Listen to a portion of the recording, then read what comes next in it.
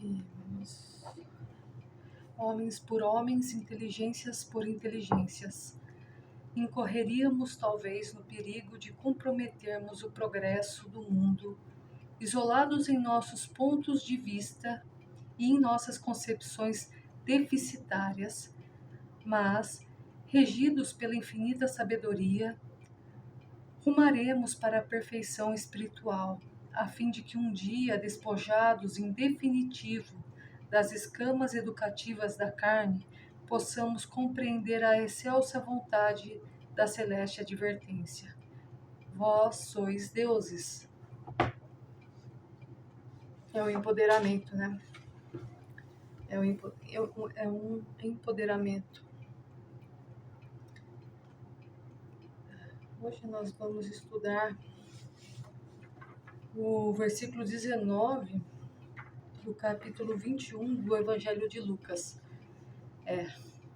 que diz: com a vossa perseverança adquiram as vossas almas. Relendo: com a vossa perseverança adquiram as vossas almas.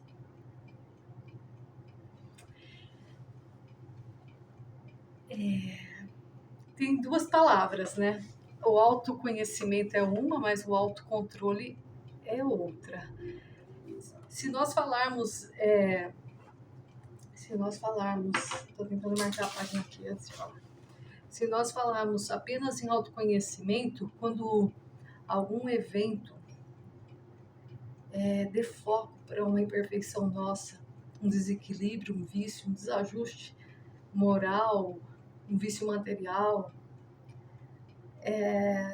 nós poderemos, nesse incidente, dar um passo na jornada do autoconhecimento e com isso falarmos: eu tenho um problema nessa situação, nesse contexto, mas o convencimento da criatura de que ele tem uma pendência consigo não facilita o suficiente a libertação do ser em relação àquele problema identificado. Aí entra o autodomínio. As pessoas, culturalmente, nós podemos avaliar a história acreditando ou não nela em absoluto, mas toda ela exemplifica, e até a redação histórica nos mostra a intenção de separar, lembra outro exemplo, Karl Marx, a luta de classes, essa dicotomia que não existe, porque nós somos diversos por natureza e podemos até nos associar de forma bipolar, mas é artificial. Temos interesses, identidades específicas que, por mais que tenhamos aspectos, afinidades em alguns campos, isso não é homogêneo e é único em nosso ser. Então, esse conhecimento, eu perdi a linha de raciocínio. Esse conhecimento da própria pessoa, tanto em aspectos de força como de fraqueza, não propiciam ela, não propiciam ela o autodomínio. O autodomínio vem depois, vem de um exercício específico em um contexto em que ela já identificou que ela não possui controle. Mas a gente tenta historicamente o domínio do outro. A nossa sociedade terrena, nas mais diversas eras, desde as mais antigas conhecidas, a gente usa a natureza, a fauna e a flora com fins utilitaristas e usamos uns aos outros até hoje com fins utilitaristas. E usamos a informação e tudo é recurso com fins de dominação. E seríamos mais felizes, mais gratos nesse processo se observássemos que é preciso até controle nessa intenção utilitarista, é preciso sustentabilidade. E óbvio que não tem sustentabilidade sem respeito, né? Sem acolhimento, sem identificação, sem a humanidade. Mas a gente também falha, peca em ser assim conosco. Talvez esse devesse ser o primeiro passo, mas é natural que por medo a gente deixe de ter esse passo inicial conosco do autocontrole e passe a querer controlar o meio, os outros que são o grande problema visto por uma pessoa insensata. Pois se ela precisasse de menos ou tivesse menos medo, ela precisaria de menos conveniências, menos proteções, menos controle, lidaria melhor com a insegurança, com a incerteza, né, com a ignorância de uma forma geral, com as diferenças, com as diversidades, com as divergências que podem causar hostilidades. Mas temos também essa hostilidade interna conosco, o ser consigo, o ser na autorrejeição em busca de sucesso em fórmulas pré-concebidas, em fórmulas alheias, que podem ser boas, mas não adequadas para as demais pessoas. Precisa de um certo ajuste para que aquilo tenha uma aplicação salutar, que ele consiga dominar, que ele consiga angariar bons resultados naquilo.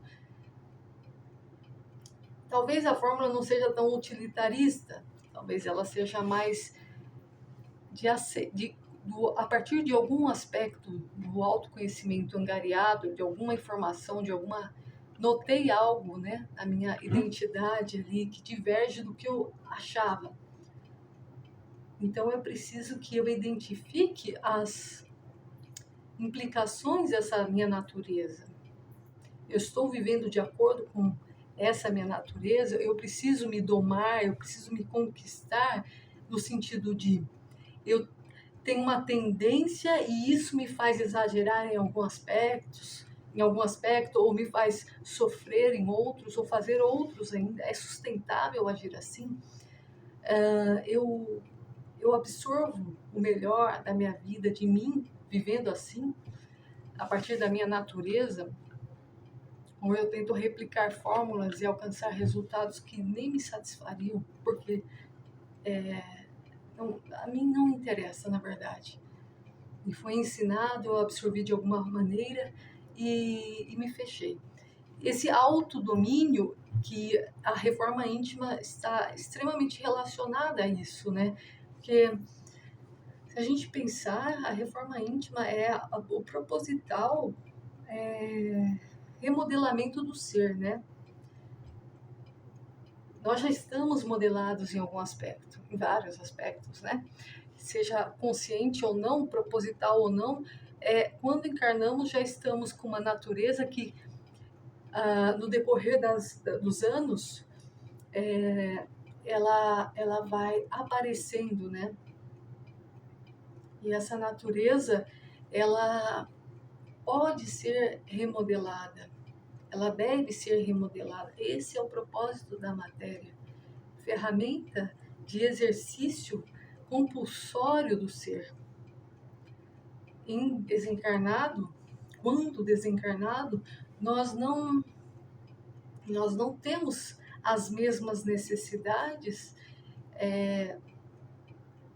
e nos vemos mais libertos, inclusive em relação aos nossos vícios, para operá-los. A pior notícia é que essa liberdade nos é propícia para exagerar.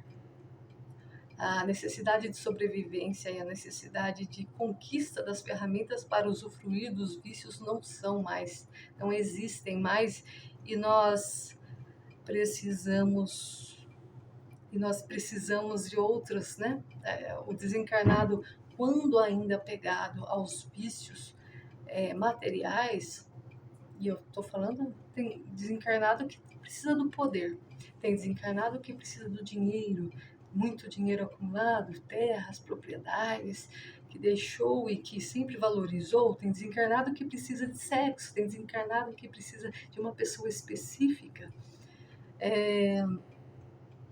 Então, são absurdos os exemplos. Você fala, não, mas isso é ruim. Em algum grau, não. Mas quando te impede de seguir, de aproveitar a jornada, que te leva naturalmente em alguma direção e depois te muda de direção naturalmente, as transformações são incessantes, isso é um vício, é um apego. E o autodomínio, nesse contexto transformativo do ser, que deve se propor a isso, a vivê-lo, essa jornada, essa aventura da existência, pensando na encarnação, desencarnação, reencarnação. E como nós falamos em outro vídeo já antigo sobre aquele processo, aquele zero, aquele processo do despertar, seja na matéria ou fora da matéria, requer esse viver apropriado, que requer um autodomínio, um autoconhecimento e um controle. E esse controle é muito interessante porque, inicialmente, quando nós notamos que temos uma dificuldade, óbvio, a gente não é fácil tomar iniciativa. E aqui a gente retoma o começo do vídeo, quase 10 minutos atrás. A gente não notar, identificar e aceitar, que parece pouco, não é. Tá? A gente sofre por algo, tem um lapso, um insight e depois perde o foco. E aquilo acontece, a pessoa fala que tem dedo podre, que tem muito azar, que Deus não existe, e uma série de lamentações genuínas, verdadeiras, mas que a pessoa não se apega às informações do caminho sobre ela, sobre o evento, que libertarão o ser. E retrocede por deixar as informações, os dados, não aplicá-los, não torna a maturidade, sabedoria. E quando ela não deixa, quando ela se apega àquelas informações e tenta usar para reforma íntima, ainda assim é custoso, é difícil, é trabalhoso, porque ela precisa perseverar nas situações em que ela oscila, nas situações que ela considera vergonhosa, deficitárias, ela precisa ali se empenhar para agir e reagir de maneira diferente, com menos apego, com menos vício, de uma forma não tão instintiva, com aquele domínio. Eu estou pensando de novo dessa maneira sobre essa pessoa, eu estou agindo dessa maneira, num dado contexto, eu estou me relacionando comigo, com o meu tempo, com o meu corpo, com as pessoas, com as atividades, de uma, daquela exata maneira que eu já identifiquei que eu gostaria de mudar. Eu já identifiquei uma forma melhor de agir, de viver, de sentir, de pensar. Aquela perspectiva linda que nós temos lendo um livro e perdemos depois. E falamos, eu preciso ler esse livro mais vezes para manter aquela sintonia, manter aquela sensibilidade, aquela perspectiva tão rica, tão leve no meu cotidiano e que não vem naturalmente e a gente perde. É um bom exemplo. E leiamos, mas escreve, põe nas paredes, põe no livro, põe no marca-texto, põe no celular, põe no Instagram, põe onde puder olhar, ressuscita a, a letra, o conteúdo, a forma, ressuscite tudo, mas por que eu falo assim? Porque mesmo estando ali vivo, desperto, o evento faz te lembrar do sofrimento, que te leva à frustração, que leva à informação ali, que precisa ser empregada, que precisa ser meticulosamente, calmamente aplicada, para que haja o autodomínio, para que a reforma íntima aconteça em algum aspecto da sua vida, em algum grau. Essa é a grande insistência. Então, isso é o adquirir a própria alma, não é? É um dos aspectos da percepção em parceria, é difícil falar, seria mais a vivência em parceria com a percepção, é difícil dizer que vem antes, né? Ambos acontecem em paralelo, e estar vivo é perceber, a tal da atenção plena, né? No sentido de nós percebermos as nossas necessidades, as nossas frustrações, a nossa identidade, as oportunidades, se elas são naquele momento as melhores para nós, os desajustes, as causas, as consequências e as ferramentas que temos à nossa disposição, todos nós, mas quais são mais adequadas para nós naquele momento, naquele contexto, para nos desenvolvermos. Essa todo o significado da reforma íntima, da existência material, mas também da existência no plano espiritual, que requer o ser se libertar de muitos recursos que não fazem mais sentido naquele momento. E se reconciliar consigo no período, após aquele período e no período da transição, em que há uma revigoração, um revigoramento da memória e o ser precisa se reapaziguar consigo dessa frustração, não só da mudança, mas de se descobrir diferente e descobrir aquela trajetória ali vivida até aquele momento para um aspecto totalmente diverso do que viveu, em algum aspecto ou em todo o aspecto da jornada, que pode ter sido inútil para aqueles marcos, para aqueles objetivos iniciais, preparatórios. Mas é preciso se reconciliar com a própria história, com a própria natureza, com as dificuldades, com as colheitas, independente de quais sejam, para identificar e priorizar, e com isso caminhar mais um dia, mas não da mesma maneira. A transformação externa é a transformação dos outros, mas a nossa transformação qual é? Vai ser em revelia a transformação externa, vai ser em sintonia com as nossas necessidades, com o que nós já sabemos de nós, que nós sabemos do mundo, vai ser uma corrupção, vai ser uma libertação, vai ser uma conquista de si tal qual é, ou deveria, pelo próprio critério moral, ser, ou vai ser uma reação de pura sobrevivência?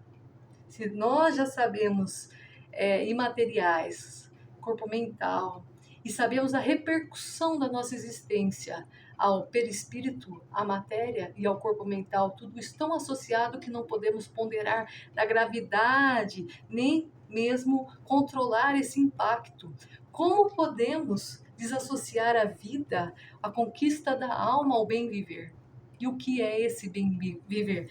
Como cristãos da era primitiva, nós elegeríamos o bem viver fraternal, responsável, fugir a todo tipo de hipocrisia, né? De insensatez, já considerando tais conquistas, né? Conscientizações, né? Porque agora nós julgamos, essa atividade, nessa intensidade, nesse contexto, eu condeno para mim. Então eu não faço. Mas depois notaremos que de forma mais granular, né? Talvez essa atividade em algum contexto seja salutar, ou talvez eu identifique outro aspecto da minha existência, o meu livre-arbítrio usado incorretamente em mais outro aspecto, e seja mais uma outra conquista a amenizar, né? Essa prática e se empenhar em uso melhor do meu tempo, dos meus pensamentos, e viver de uma forma mais sadia. Eu não estou falando de produtividade, eu não estou falando de ser apenas útil, mas também de se sentir bem consigo e parte de algo, independente se você escolheu ou não. Que a gente reclama muito, mas se a gente notar, ele passou, e eu falo de Jesus Cristo, ele passou por muitos locais, por muitos grupos, e muitos grupos passaram por ele. E ele não reagiu da mesma maneira com cada um deles, mas em nenhum momento, salvo alguns aspectos polêmicos mal interpretados, que nós já conversamos, mas podemos conversar sobre todos em tempo oportuno, mas ele nunca reagiu da mesma maneira, mas ele sempre os aceitou como naturais, no sentido de eu preciso lidar com essa situação, não com a rejeição da pessoa, mas com a contestação da necessidade de assim viver, de assim agir, né? O farisaísmo é um exemplo, os vendedores ali na, na sinagoga, né, no templo, não é sinagoga, no templo é um outro exemplo que também a gente já conversou que é mal interpretado, mas é uma contestação, sim, à atividade e não à pessoa. Então, ele, para falar o quê? Essa reclamação, essa revolta quanto a onde estamos e com quem estamos, é uma revolta vitimista, porque tudo aquilo que a gente não pode escolher e que foi escolhido por nós, tanto nos marcos quanto nos nossos vínculos pretéritos, e Deus nos permitiu assim reconciliarmos, nos desenvolvermos através disso, mas é porque está além, né, do autodomínio. Isso é uma aceitação que é preciso trabalhar e se apegar àquilo que é viável, que é o adquirir, a perseverança em adquirir as vossas almas. O que sou eu dentro desse contexto? A fuga? Ou, tal qual ele, sendo o mais reto possível em cada contexto, mas sendo ele mesmo. Aceitando as pessoas sem se vincular às atividades que não condizem com os critérios dele, com a natureza dele, podem até ser saudáveis, mas que não são da índole dele. Né? O pai ofereceu levá-lo para estudar, né? Ser um fariseu, mas ele quis ser um carpinteiro, como o pai. Ele não quis se afastar, né, desse trabalho e também não quis trabalhar no templo, frequentava aos sábados. Então, assim, muitos questionavam isso. Mas a questão é que ele teve muitas oportunidades, ele seria ele em todas, né, em todas as comunicações, em todos os encontros, os pedidos de ajuda, as elucidações cristãs, morais dele, que ele veio exemplificar para nós e comentar. E ele poderia ter ficado mais tempo ou menos tempo, mas ele continuaria sendo ele. Ele tinha um autodomínio, ele tinha a própria alma, ele se expôs a um ambiente bastante controverso, bastante agressivo, e, e, e ele ganhou o mundo, como Emmanuel fala, né? É, a expressão eu venci o mundo é a conquista da própria alma em alteridade, né? E nós ainda estamos em muitos momentos tentando conquistar ou pessoas ou situações, rejeitando essas convivências. Isso dói, né? É bastante. Rejeitando o mundo tal qual é, as realidades, quando nós não somos responsáveis por mudar isso, nós somos responsáveis pela conquistar da própria alma, segurar a sua cruz, né? Carregar a sua cruz, viver adequadamente a sua própria vida, não se corrompendo às exigências do mundo, às autoridades. E eu não estou falando para não seguir as leis, mas seguir as leis são transitórias, né? E segui-las é pouco. As leis são permissivas, elas tu que não diz o que você, ela não menciona, você assume que é viável, até que surge uma lei ali, como a lei do trânsito, né, que proíba. Mas isso é muito pouco falando em fraternidade, falando em autodomínio, falando em viver de forma salutar. Nenhuma lei fala quando você deve beber, se você deve beber e como deve beber. Então, vai de cada criatura, como respirar, como beber, como falar, como ouvir, como lidar com o dinheiro, com o próprio corpo. Isso é muito, muito próprio da esfera íntima e tem a ver com o autodomínio. Tem a ver com adquirir as vossas almas onde estiver, com quem estiver, pelo tempo que precisar. e é tudo que a gente não conversa. É tudo, a gente conversa muito sobre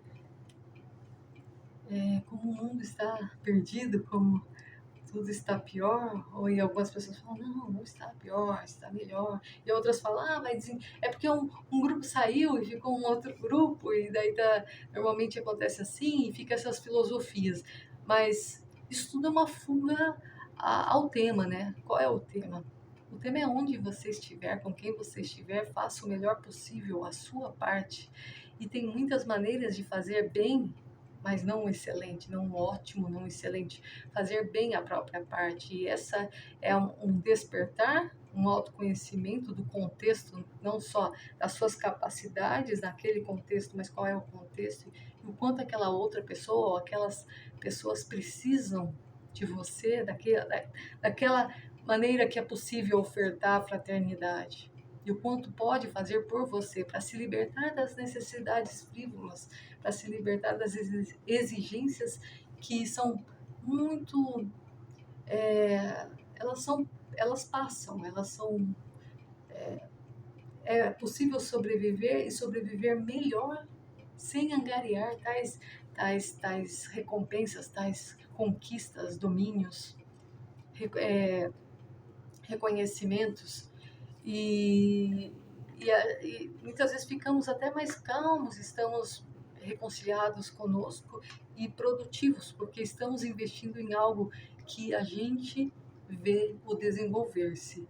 É bem interessante que quando nós tentamos nos desenvolver em algo que já somos bons ou ótimos, o desenvolvimento, o aprendizado é mais rápido, porque você já performa bastante naquela área, mas trazer resultados muito significativos requer muito tempo, muito investimento. Agora, se a gente investir em algum aspecto da nossa identidade que anda abandonadinha, um pouco de investimento, um pouco de conhecimento, um pouco da aplicação da nova informação, da percepção, traz uma mudança significativa. Quer dizer, a gente cai mais pelos aspectos mais fracos da nossa natureza, que são abandonados, do que por aqueles que são fortes e a gente não conquistou ainda mais. E esses são os aspectos que nos ajudam a dominar, a salvar nossa alma, a salvar nossa natureza, a nossa saúde mental, a ter uma encarnação com mais equilíbrio, independente das cobranças espirituais, morais, conscienciais, materiais das autoridades. E eu digo autoridade em relação um bom exemplo é quando Cristo está ali conversando, né, evangelizando um grupo grande de pessoas e eles avisam, ó, a sua família está do lado de fora ali querendo saber de você, sua mãe, né, seus irmãos, quem são meus irmãos? E ele fala, né, sobre a escolha entre viver a moral cristã e antagonizando é, a escolha de você querer salvar sua vida e perdê-la, e também de você colocar os preceitos familiares, e podemos estender para os de seita, né, a cultura, né, e o instinto de seita que temos, à frente dos critérios morais que foram trazidos pelo Cristo, né, mas que é dito e redito muitas vezes que são de Deus. Então, e tudo isso tira um pouco de conflitos internos e faz com que angariemos desenvolvimento por nos ver livres nessa seara de respeitar quem somos e agir conforme nossa consciência, nossos critérios que foram estabelecidos por nós, conscientemente, mas que os instintos nos levam de forma alterna, diferente a isso, mas que nos cabe trabalhar. E, óbvio, em relação ao domínio do tempo, o domínio das pessoas, da cultura, que tende a nos enclausurar, nos cobrar um agir de acordo com o gênero, com uma geração, com os valores daquele grupo, da família, do trabalho. E a tendência é aquele que segue a moral cristã ser o certinho, ser o fraterno, o caritativo, ser o caridoso, né, do grupo, ser uma pessoa ainda mais exigente, mas num aspecto brando. Não aquele que trata com respeito, não lhe cabe o julgamento. Para isso, autoridades são inumeráveis, né? Mas que nos cabe ali um proceder mais reto, um proceder mais sereno e, e mais exigente consigo. E com os outros, mais brando, né? Não é deixar impunidade, mas é se saber ali uma parte fraternal que não vai defender a iniquidade, mas que vai dar oportunidade para aquela criatura lidar com os seus problemas, com as suas situações, conforme as leis de César, mas conforme as próprias capacidades a seu jeito. E a gente fica empenhado em tratar as pessoas, independente de quem sejam, com respeito, com dignidade, mas no autocontrole, para não dominá-las, não querer ser intransigente e provar nada a ninguém, né? Mas provar para si que é um exercício salutar se desapegar de alguns domínios, de algumas excentricidades materiais e, e se apegar ao autoconhecimento e à aplicação desses critérios cristãos na própria vida, nas relações com pessoas que não são utilidades, mas são irmãos, né? E com as relações com o meio ambiente, com as suas atividades, com as suas escolhas que podem ser mudadas e devem, né? E tudo mais. Eu vou ler o texto Em Nós, do Emmanuel, está na página 281. Paciência incessante em todas as dores e em todas as circunstâncias, a fim de que venhamos a transpor com segurança as dificuldades que vigem por ora, mas também cultivar paciência conosco para construirmos a nobilitação que nos é necessária. Com isso, não queremos dizer que devamos acalentar as nossas fraquezas ou aplaudir as próprias faltas, mas sim que não nos cabe interromper a edificação no mundo íntimo, quando surjam falhas em nós, no serviço do bem que nos toca fazer.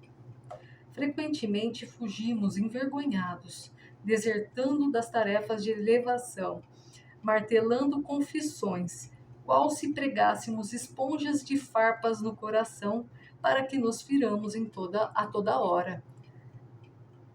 E repetimos a cada instante: verifiquei que não presto. É o purgatório da matéria. Tentei melhorar-me e não pude. Tudo bem, continua, né? Não me peçam voltar ao serviço, que não sou santo. As escusas. Larguei a oração porque tenho lama no pensamento. Sou um poço de vermes. Eu tô rindo, mas tem até um vitimismo aqui, mas tem uma volta de responsabilidade, né? Sou um poço de vermes. Não quero perturbar os outros com os meus defeitos. Alguém falou, são os desencarnados falando. Oh, só que não, né? Não quero perturbar os outros com os meus defeitos. Sou um monte de erros. Há quem recorra ao rifão popular. Pau que nasce torto tem a sombra torta. É Gabriela, né? Esquecendo-se de que existem milhares de troncos tortos na configuração externa, guardando seiva robusta e sadia na produção dos frutos com que alimentam as criaturas. E eu lembrei de Chico Xavier. Cair é acidente dos que caminham. Ai, mas Chico era torto, meu irmão. Coitado, ele tinha pouca saúde perto do tanto que ele ofereceu pra gente, das condições de estudo, da situação material dele, até a questão da saúde visual, do tempo que ele tinha. Ele era bem tortinho perto de nós outros. Bom, retomando. Cair é acidente dos que caminham. Refocilar-se no chão é próprio dos que se animalizam. Aprendamos a emendar, corrigir, restaurar, refazer. Nos derradeiros ensinamentos, Jesus não se esqueceu de induzir-nos à calma, recomendando aos seguidores: na paciência possuireis as vossas almas. Ele não desistiu de nós até o final. Isso realmente significa que precisamos de paciência, não só para angariar a simpatia e a colaboração das almas alheias, mas para educar também as nossas. É a paciência íntima, né? Fazer isso, ai, droga, de novo. Vamos devagar, vamos reler, a prece, né? A gente vai repetir aquela mesma frase e a gente não vai desistir porque tá difícil de se concentrar. E já aconteceu comigo, então a gente ri, né? É aquela risada constrangida. Mas vida que segue.